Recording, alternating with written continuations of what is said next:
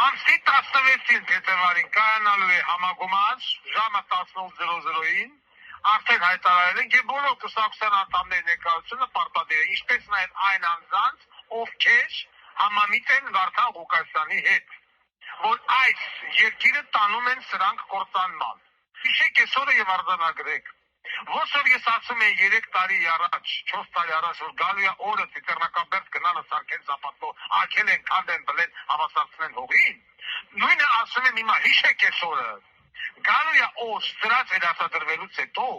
էքսկավատորը մտնելու է Եռաբլուրի էստերից, Էնցերից քանդելով դուրս գալ։ Ասի սրանք բոլորը ահաբեկիչներ են եղել։ Այս մեկեսում են գնում հազգում։ Վազգեն Սարգսյան, Մոնթե,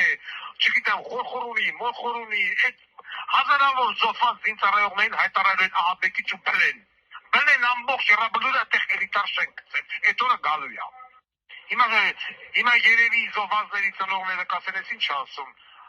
Այսօր բանը ինձ ասեցիք, որ ես խոսում եմ Տիտեռնակաբերդի վրով։ Եկավ այդ օրը։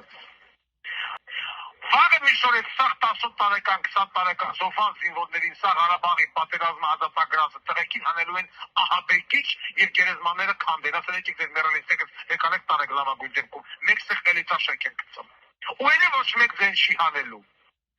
Էս եք ուզում դուք։ Դուք ուզում եք դառնալ սրանց նման, հա? Իմ կողքը հիմա ցեզ ասած տասնապատիկ, երապատիկ, այսպես ասած մարդիկ են, եթե կայադանց մարդանը, որոնց բացի լապից ու ինչ-որ չի բան չի հետաքրում, որտեղ անասունի նման ապրում են, ուզում եք դառնալ կտել, ձեզ մեծ մասը դառել է այդպես անասուն, 60-ական, 70-ական, 80-ական կամ 90-ական թվականին պատկերացնում եք կառավարությունը հլերացել Տիտեռնակաբերդը քանդեր, մի գնացեք Տիտեռնակաբերդ, ցեղասպանություն, այդպես բան, հələ սովետի ժամանակ դες բան, դուք հələ պատկերացեք, որ հələ նման բան ասել, հա?